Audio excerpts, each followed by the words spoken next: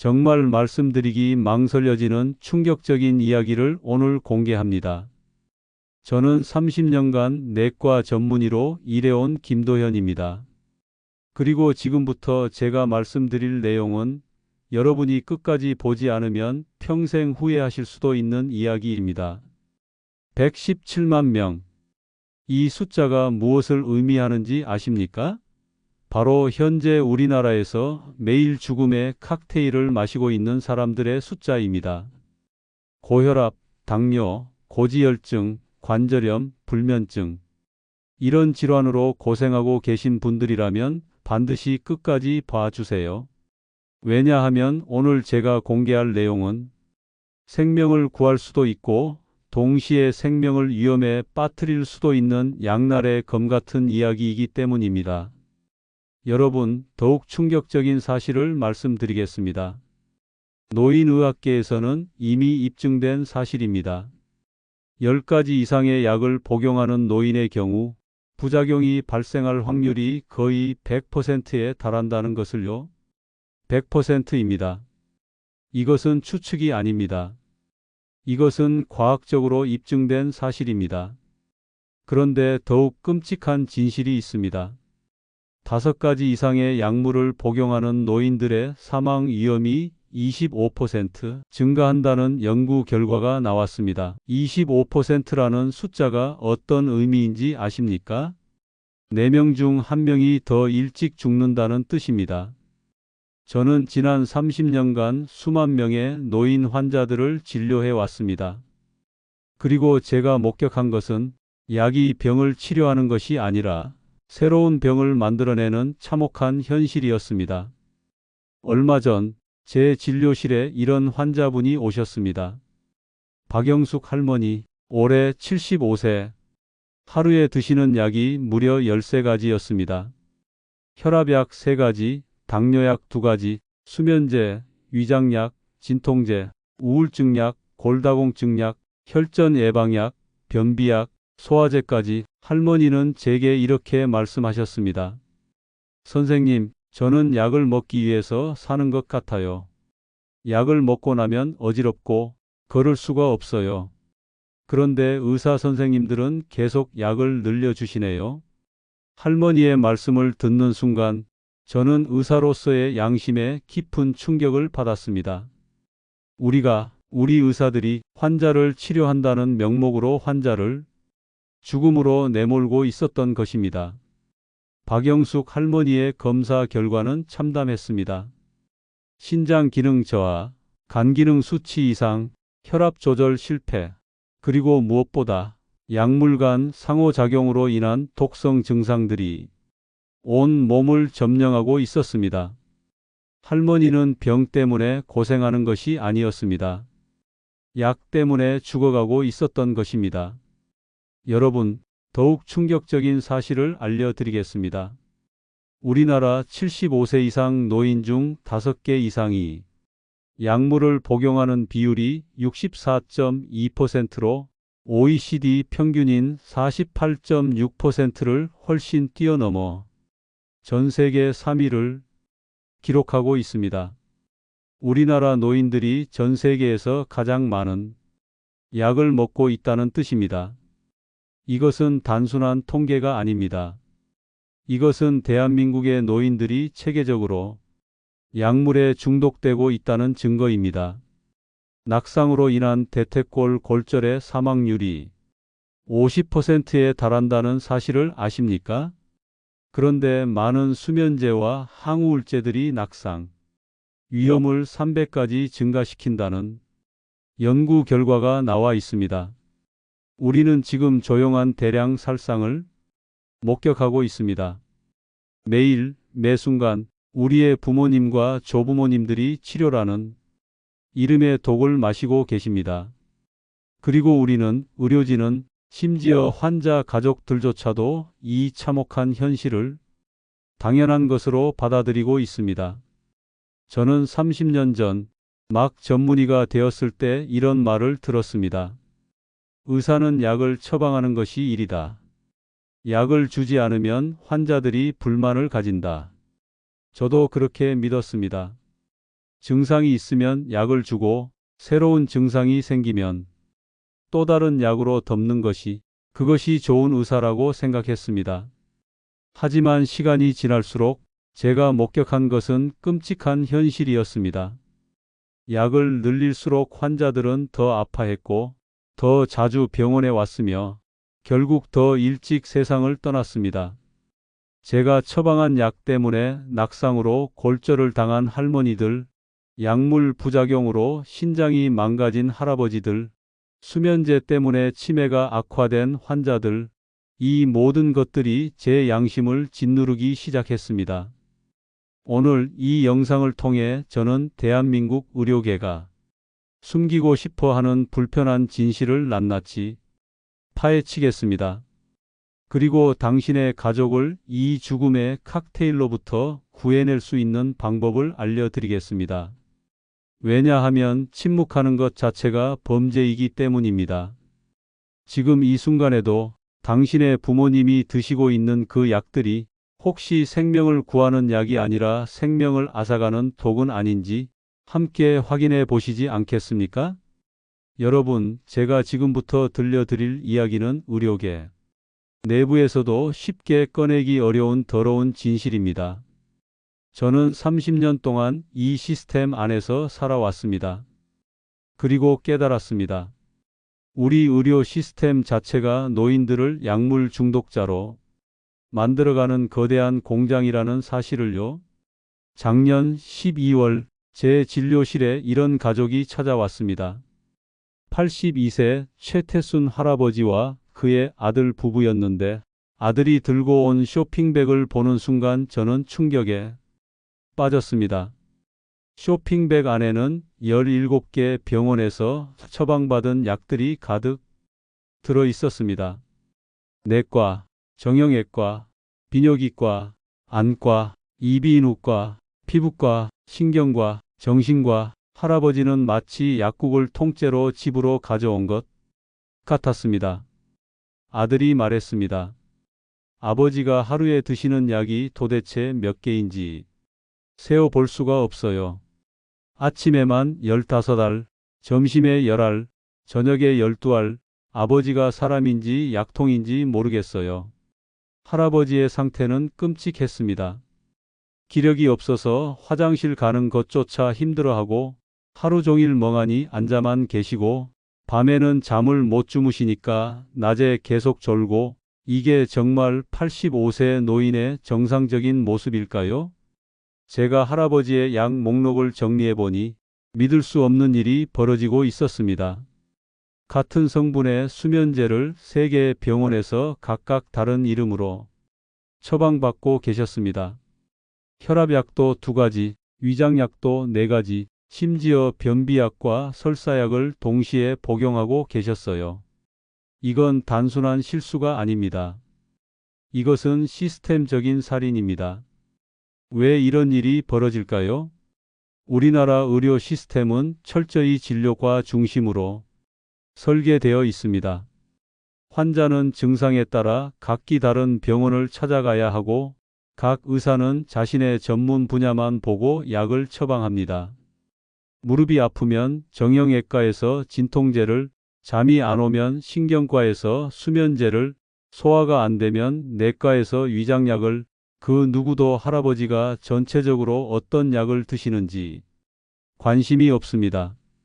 더 큰 문제는 돈과 관련이 있습니다. 보장성 위주의 저수가 정책에 따른 의료기관이 수익성 악화로 인해 의료기관 간의 출혈 경쟁, 과다 진료 등의 문제점들도 나타나고 있는 것이 현실입니다. 병원 경영이 어려워지니까 의사들은 더 많은 환자를 보고 더 많은 약을 처방해야 하는 압박을 받습니다.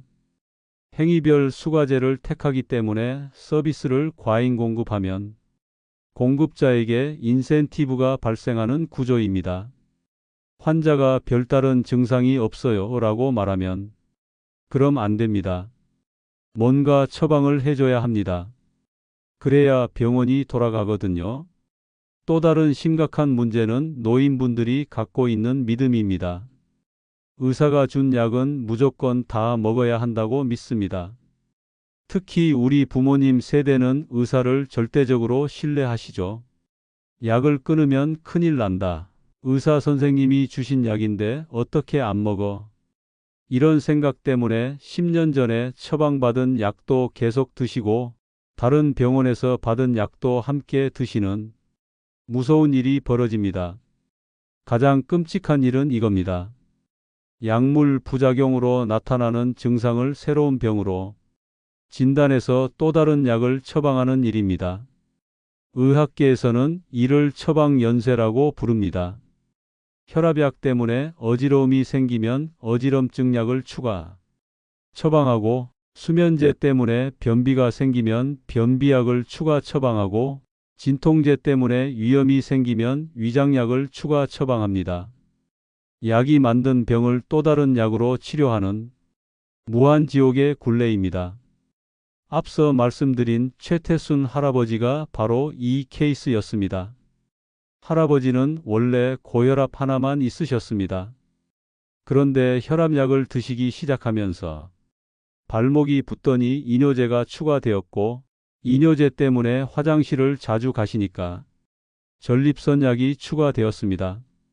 전립선약 때문에 어지러우시니까 어지럼증약이 추가되고, 어지럼증약 때문에 넘어질까봐 무서우시니까 항불안제까지 추가되었습니다.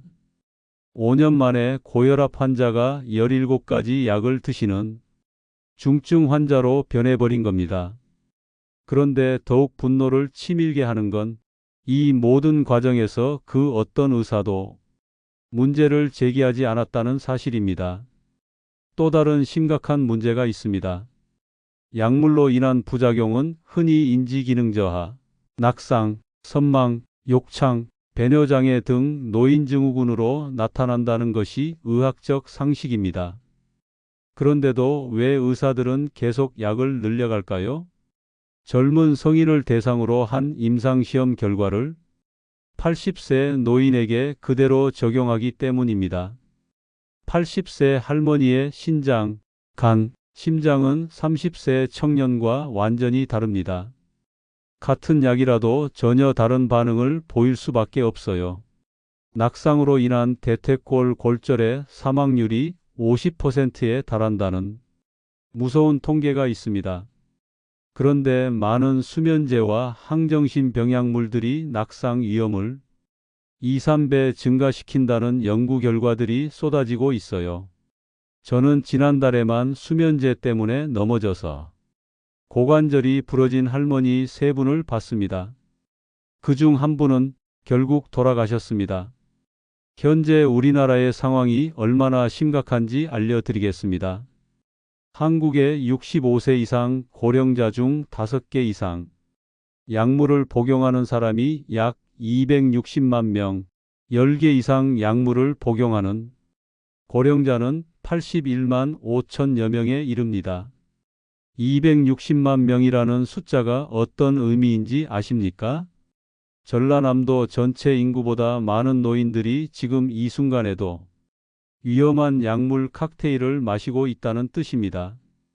더욱 충격적인 것은 5개 이상의 다제약물을 처방받은 사람은 대조군에 비해 입원 및 사망 위험이 각각 18%, 25% 더 높았다는 연구 결과입니다. 매년 수만 명의 노인이 약물 때문에 목숨을 잃고 있다는 말입니다.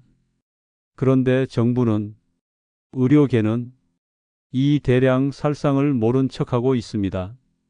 가장 가슴 아픈 것은 가족들도 이 시스템의 공범이 되고 있다는 사실입니다. 아버지, 약 드셨어요. 어머니, 병원 가셔야 해요. 의사 선생님이 약을 늘리셨네요. 좋은 일이에요. 약을 많이 먹는 것이 효도인 줄 아는 자녀들, 약을 많이 처방해 주는 의사가 실력 있는 의사인 줄 아는 환자들, 우리 모두가 이 죽음의 시스템을 유지하는 데 한몫하고 있습니다. 최태순 할아버지는 어떻게 되었을까요? 저는 할아버지와 3시간 동안 상담을 했습니다. 17가지 약 중에서 정말 꼭 필요한 약 5가지만 남기고 나머지는 모두 중단했습니다. 아들은 처음에 무척 불안해했어요. 약을 그렇게 갑자기 끊어도 괜찮나요? 하지만 3개월 후 할아버지는 완전히 다른 사람이 되어 계셨습니다. 혼자서 화장실에 가시고 신문도 읽으시고 손자와 농담도 주고받으시고 82세 할아버지가 다시 살아나신 겁니다. 아들이 눈물을 흘리며 말했습니다. 선생님, 저희가 아버지를 죽이고 있었네요. 약으로 저희가 아버지를 죽이고 있었어요. 여러분, 지금이라도 늦지 않았습니다. 당신의 부모님, 조부모님이 지금 드시고 있는 그 약들, 정말 모두 필요한 약일까요? 약이 생명을 구하는 것이 아니라 생명을 앗아가고 있는 건 아닐까요? 여러분, 이제 가장 중요한 순간입니다. 지금까지 우리가 직면한 끔찍한 현실을 보셨습니다. 하지만 저는 단순히 문제를 제기하기 위해 여기 선 것이 아닙니다. 당신의 가족을 구해낼 수 있는 구체적이고 실질적인 방법을 알려드리기 위해서입니다. 먼저 제가 지난 3년간 직접 실행해서 놀라운 결과를 얻은 실제 방법들을 공개하겠습니다. 저는 2021년부터 약물 정리 프로젝트라는 것을 시작했습니다. 제 환자들 중에서 5가지 이상의 약물을 복용하시는 분들을 대상으로 체계적으로 약물을 줄여나가는 프로그램이었습니다. 3년 동안 총 847명의 환자분들이 참여하셨고 결과는 기적 같았습니다. 평균적으로 약물 개수가 9.2개에서 4.1개로 감소했고 무엇보다 놀라운 것은 환자분들의 건강 상태가 오히려 좋아졌다는 사실이었습니다. 어지럼증이 사라지고 낙상 사고가 줄어들고 인지 능력이 개선되고 무엇보다 살아있다는 느낌을 되찾으셨습니다. 그런데 이 프로젝트를 진행하면서 제가 깨달은 가장 중요한 사실이 있습니다. 의사에게만 의존해서는 절대 안 된다는 것입니다. 의사도 사람입니다. 의사도 시간에 쫓기고 수익에 압박받고 무엇보다 한 번에 한 가지 증상만 보는데 익숙해져 있습니다. 그렇다면 누가 우리 가족의 전체적인 약물 상황을 파악하고 관리해야 할까요? 바로 여러분 자신입니다. 지금부터 제가 알려드릴 방법들은 의학적으로 검증되었고 실제로 수백 명의 환자에게 적용해서 성공한 방법들입니다. 가장 먼저 해야 할 일은 부모님이 드시는 모든 약을 한 장의 종이에 정리해 보는 것입니다. 단순히 약 이름만 적는 것이 아닙니다. 언제부터 드시기 시작했는지, 어느 병원에서 처방받았는지, 어떤 증상 때문에 시작했는지, 그리고 지금도 그 증상이 있는지까지 모두 적어 보세요. 저는 환자분들에게 이렇게 말합니다. 10년 전에 시작한 위장약을 지금도 드시고 계시는데 현재 위장 증상이 있으신가요? 놀랍게도 80% 이상의 환자분들이 증상은 없는데 끊으면 안 될 것 같아서 계속 먹고 있다고 답하십니다. 이것이 바로 관성적 복약입니다. 증상은 없어졌는데 습관적으로 계속 드시는 거예요. 그 다음으로 중요한 것은 의사와의 전략적 상담입니다. 병원에 가서 단순히 약이 너무 많은 것 같아요 라고 말하면 안 됩니다. 의사들은 이런 막연한 이야기를 듣기 싫어합니다. 대신 이렇게 구체적으로 질문하세요. 선생님, 아버지가 현재 드시는 약 중에서 생명과 직결된 필수 약물은 몇 개인가요? 이 중에서 증상 완화를 위한 약물과 예방을 위한 약물을 구분해 주실 수 있나요? 6개월간 중단해도 큰 문제가 없을 약물이 있다면 어떤 것들인가요? 이렇게 질문하면 의사도 진지하게 약물을 재검토하게 됩니다. 그리고 꼭 이 질문을 추가하세요. 선생님께서 같은 나이의 부모님을 모시고 계신다면 이 모든 약을 드시게 하시겠습니까? 이 질문의 위력은 놀랍습니다. 의사의 개인적인 판단을 끌어내는 질문이거든요. 또 하나 꼭 해야 할 일이 있습니다. 부모님이 드시는 약물과 관련된 모든 증상을 2주간 기록해 보는 것입니다. 어지럼증이 언제 나타나는지, 잠은 언제 안 오는지, 변비는 언제 심해지는지 모든 것을 시간대별로 적어 보세요. 놀랍게도 많은 증상들이 약물 복용 시간과 밀접한 관련이 있다는 것을 발견하게 될 겁니다. 저는 이런 일지를 가져온 환자 가족을 보면 정말 존경스럽습니다. 그리고 그런 가족의 부모님은 확실히 빠르게 좋아지십니다. 그리고 절대로 한 번에 모든 약을 중단하려고 하지 마세요. 매우 위험합니다. 대신 이렇게 하세요. 먼저 가장 위험한 약물부터 검토합니다. 수면제, 항불안제, 진통제 같은 중추신경계에 영향을 주는 약물이 최우선입니다. 그 다음에는 같은 효과의 중복 약물을 찾아내세요. 혈압약이 3개, 위장약이 4개인 경우가 정말 많습니다. 마지막으로 10년 이상 장기 복용하고 있는 증상 완화 약물들을 점검하세요. 여러분, 이것은 정말 중요한 정보입니다. 건강보험심사평가원 홈페이지에 가시면 내가 먹는 약 한눈에라는 서비스가 있습니다. 병원과 약국에서 조제받은 최근 1년간의 의약품 투약 내역을 모두 확인할 수 있습니다. 이 서비스를 이용하면 부모님이 어느 병원에서 어떤 약을 받으셨는지 한눈에 볼 수 있습니다. 중복 처방도 쉽게 발견할 수 있어요. 하지만 여기서 끝이 아닙니다. 약사와의 상담도 적극 활용하세요. 서울시에는 세이프 약국이라는 제도가 있습니다. 5개 이상 약물을 복용하거나 2가지 이상 만성질환을 앓는 사람의 약물 상담과 복약 지도를 해줍니다. 현재 400여 개 약국이 등록되어 있습니다. 실제 성공 사례를 하나 더 말씀드리겠습니다. 지난해 11월 78세 이명자 할머니가 딸과 함께 오셨습니다. 할머니는 14가지 약을 드시고 계셨고 하루에 3번씩 넘어지신다고 했습니다. 딸이 제가 알려드린 방법대로 2주간 증상 일지를 작성해서 가져왔습니다. 그 일지를 보는 순간 저는 확신했습니다. 할머니의 낙상은 수면제와 혈압약의 상호작용 때문이었습니다. 저는 먼저 수면제를 절반으로 줄이고 혈압약의 복용 시간을 조정했습니다. 그리고 정말 필요하지 않은 약 6가지를 중단했습니다. 한 달 후 할머니는 한 번도 넘어지지 않으셨습니다. 3개월 후에는 혼자서 시장도 다니시고 손자들과 여행도 다녀오셨어요. 딸이 눈물을 흘리며 말했습니다. 선생님, 저희 어머니가 다시 살아나셨어요. 지금 당장 오늘 집에 가셔서 바로 확인해 보세요. 부모님이 5가지 이상의 약물을 드시고 계신가요? 같은 성분의 약물을 다른 이름으로 중복 복용하고 계신가요? 10년 이상 복용하고 있는 약물이 있나요? 밤에 자주 깨시거나 낮에 자꾸 졸리신가요? 어지럼증이나 균형 감각 문제가 있으신가요? 이 중 하나라도 해당된다면 지금이 바로 행동할 때입니다. 더 늦기 전에, 돌이킬 수 없는 일이 생기기 전에 저는 지난 30년간 수많은 후회를 안고 살아왔습니다.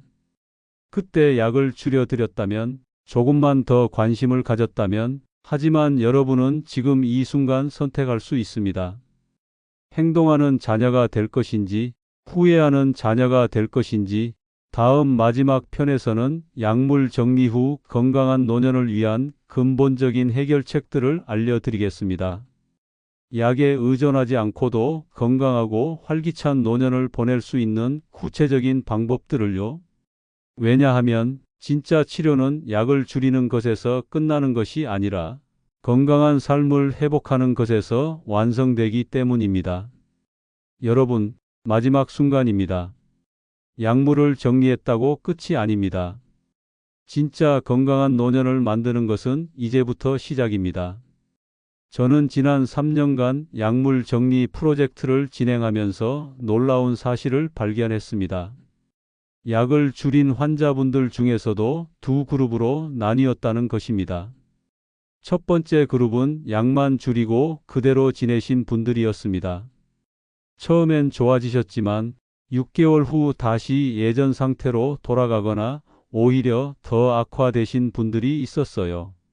두 번째 그룹은 약물 정리와 동시에 근본적인 생활 습관을 바꾸신 분들이었습니다.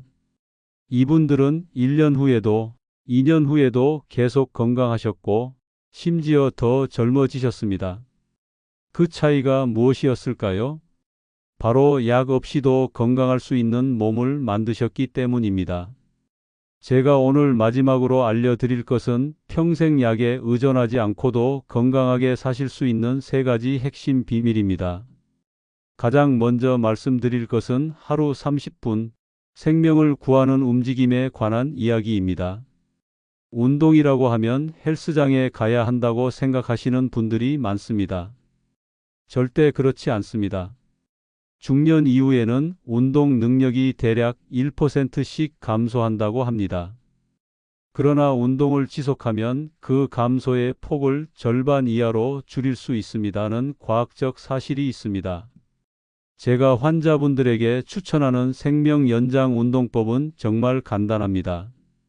아침에 일어나서 침대에서 다리 올리기 10번, 점심 후에 계단 오르기 5층, 저녁에 동네 한 바퀴 걷기 20분. 이게 전부입니다.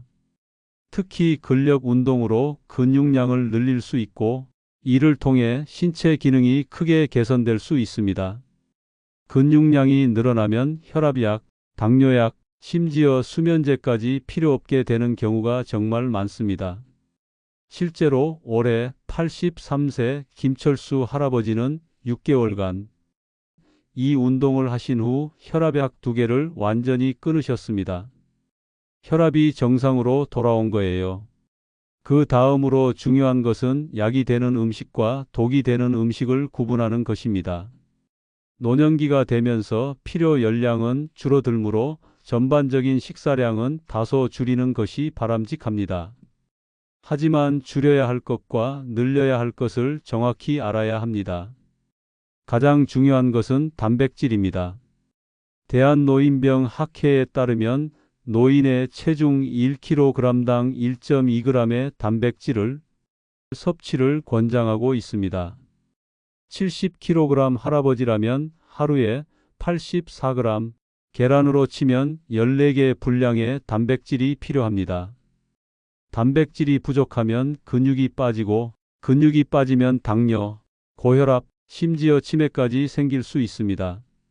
반대로 줄여야 할 것은 정제된 탄수화물과 가공식품입니다. 흰밥, 흰빵, 과자, 라면 이런 것들이 만성염증을 일으켜서 온갖 약이 필요한 몸을 만듭니다. 저는 환자분들에게 이렇게 말합니다. 약국에서 파는 영양제보다 시장에서 파는 생선 한 토막이 훨씬 좋은 약입니다. 또 하나 많은 분들이 놓치는 것이 수면의 중요성입니다. 좋은 잠을 자면 성장 호르몬이 분비되어 온몸이 회복됩니다. 나쁜 잠을 자면 스트레스 호르몬이 치솟아서 모든 병이 악화됩니다. 수면제 없이도 깊게 잠들 수 있는 천연 수면법을 알려드리겠습니다. 저녁 6시 이후에는 카페인 완전 금지, 잠들기 2시간 전에는 스마트폰 완전 차단, 그리고 침실 온도를 18도에서 20도 사이로 시원하게 유지하세요.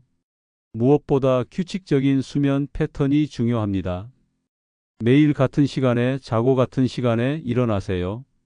이것만으로도 수면제 없이 깊은 잠을 잘 수 있습니다. 지난달 제 진료실에 89세 박순덕 할머니가 오셨습니다. 혼자서 지하철을 타고 오셨고 스마트폰으로 길도 찾아오셨어요. 할머니에게 비결을 물어봤더니 이렇게 답하셨습니다. 선생님, 저는 약을 믿지 않아요. 제 몸을 믿어요. 매일 운동하고 좋은 것 먹고 일찍 자고 그냥 기본을 지켰을 뿐이에요. 정말 그랬습니다. 할머니는 약을 하나도 드시지 않으셨습니다. 그런데 30대보다 더 건강하셨어요. 여러분, 나이는 정말 숫자일 뿐입니다. 80세에도 마라톤을 뛰는 분들이 있고 90세에도 새로운 언어를 배우는 분들이 있습니다. 그 차이는 약을 얼마나 많이 먹느냐가 아니라 얼마나 자신의 몸을 믿고 돌보느냐에 있습니다. 오늘 집에 가셔서 부모님과 함께 이렇게 시작해 보세요. 오늘부터 우리 가족은 약에 의존하지 않고 건강해지기로 했어요. 그리고 내일 아침부터 함께 10분만 걸어보세요. 같이 건강한 음식을 만들어 보세요. 일찍 자고 일찍 일어나는 생활을 시작해 보세요. 작은 변화가 기적을 만듭니다. 저는 30년 동안 수많은 기적을 목격했습니다. 70세에 새로운 취미를 시작하신 분, 80세에 손자와 마라톤을 완주하신 분, 90세에도 여전히 정정하게 사시는 분들, 그 모든 분들의 공통점은 약이 아니라 건강한 생활 습관이었습니다. 여러분의 부모님도, 여러분도 충분히 가능합니다. 왜냐하면 진짜 명의는 의사가 아니라 바로 여러분 자신이기 때문입니다. 지금까지 긴 시간 함께 해주셔서 정말 감사합니다. 여러분의 가족이 약 없이도 건강하고 행복한 노년을 보내시길 진심으로 기원합니다. 그리고 꼭 기억하세요. 건강한 가족을 만드는 것은 여러분의 선택입니다. 구독과 좋아요, 그리고 가족들과의 공유를 잊지 마세요. 여러분의 한 번의 클릭이 누군가의 인생을 바꿀 수 있습니다. 오늘도 즐겁고 보람된 날이 되기를 바랍니다.